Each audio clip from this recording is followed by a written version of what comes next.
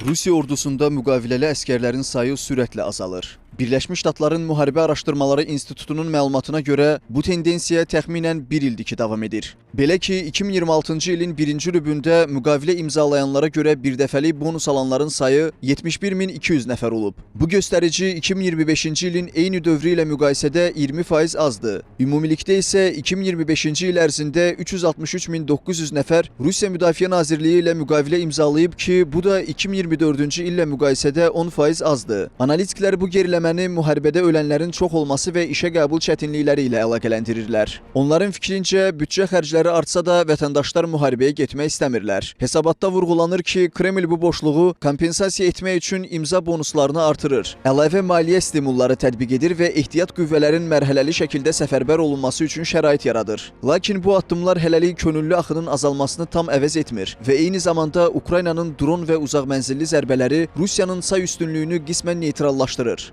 Belə olan halda isə cəbhədə canlı qüvvə balansı daha həssas hala gəlir. Ancaq Rusiyalı ekspertlər bu məsələdə əks fikirdədir. Onlar deyir ki, rahat şəkildə müqaviləli əskərlər cəlb edilir. Sistem işləydi və ordunun döyüş qabiliyyəti qorunur. Rusiya ordusu hələ də yeni müqaviləli əskərləri cəlb etmək qabiliyyətini saxlayır və işə qəbul sistemi tam iflic olmayıb. Dövlət hələ də müharibəni davam etdirmək üçün kifayət qədər resurs və təşkilati imkanlara malikdir. Ordu struktur baxımdan dağılmayıb və döyüş qabiliyyəti qorunur. Bu baxımdan vəziyyəti böhran deyil, lakin gərgin və dəyişkən proses kimi qiymətləndirmək olar. Digər tərəfdən Qərb siyasi analitikləri Rus ordusunun itkilərinin son aylarda artdığını bildirir. Bu isə həm cəbhədəki intensiv döyüşlərdən, həm də taktiki səhvlərdən qaynaqlanır. İtkilərin artması əsasən intensiv cəbhə döyüşləri, artilleriya və dron zərbələrinin genişlənməsi, həmçinin yorğunluqla izah olunur. Ukrayna Baş Qərargahının məlumatına görə Rusiya müharibə başlayandan indiyə qədər 1.378.820 hərbiçi itirib. Ekspertlər bu rəqəmin artacağı qənaətindədirlər. Bu çox çətin vəziyyətdir. Kreml itkiləri kompensasiya etmək üçün mərhələli səfərbərlik və əlavə maliyyə stimullarını aktivləşdirir. Bu addımlar qısa müddətli dövrdə say üstünlüyünü qorumağa və cəbhədə döyüş qabiliyyətini saxlamağa yönəlib. Uzun müddətli perspektivdə bu mexanizmlər əskər motivasiyasını və resurs balansını tam təmin etməyə kifayət etmir. Buna baxmayaraq səfərbərlik addımları strateji təzyiqi azaldaraq ordunun operativ imkanlarını müəyyən dərəcədə stabil saxlayır. Müharibədən zərbə alan təkcə Rusiya ordusu deyil, ölkədəki neft emalı zavodlarının bir-bir sıradan çıxarılması yanacaq böhranını gündəmə gətirib. Moskvada və Sankt-Peterburqdakı yanacaq doldurma məntəqələrində növbələr 2-3 saat davam edir. Son bir ayda Rusiya neft emalı zavodlarının istehsal gücü əvvəlki ilə nisbətən 15-20% azalıb. Nəticədə stansiyalarda yanacaq səviyyəsi kritik həddə, yəni 30-40%-ə qədər düşüb. Bu azalma əsasən vurulan neft emalı zavodlarının istehsalını dayandırması və logistik problemlərlə bağlıdır.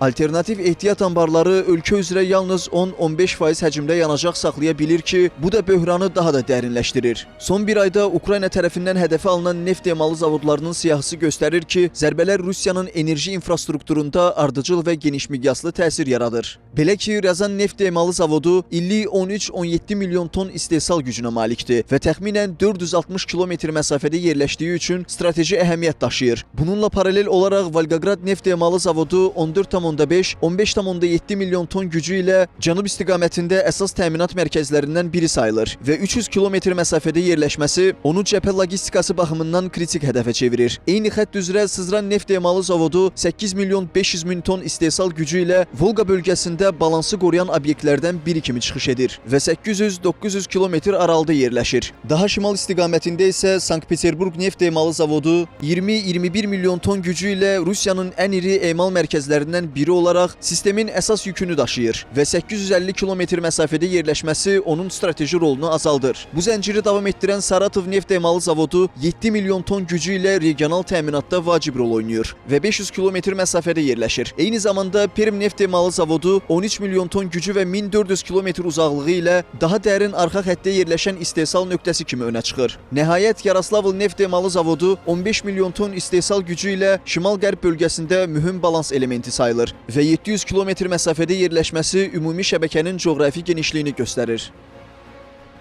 It's not just drones as well. Some of these are long-range missiles. Problem təkcə Ukraynanın dron hücumu ilə bağlı deyil. Rusiyada yanacaq böhranının əsas səbəbi həm də bəzi neft emalı zavodlarının texniki problemlər və ya planlı dayandırmalarla istehsal gücünü itirməsidir. Paylanma və logistika infrastrukturu tam effektiv işləmədiyindən stansiyalara yanacaq vaxtında çatmır. Ehtiyat anbarlarının məhdud olması və regional resursların qeyri-bərabər paylanması böhranı daha da dərinləşdirir. Belə olan halda şəhərlərdə uzun növbələr yaranır və gündəlik nəqliyyat və iqtisadi fəaliyyət ciddi təzyiq altına düşür. I'm still not convinced that any tourists have actually. Analitiklərin fikrincə, müharibənin davam etməsi Rusiyanın qlobal enerji bazarındakı enerji nəhəngi statusunu itirmək riski ilə üzləşməsinə səbəb ola bilər. Eyni zamanda döyüş meydanında itkilərin artması və orduya könüllü axının azalması Kreml üçün daha geniş səfərbərlik addımlarını gündəmə gətirir.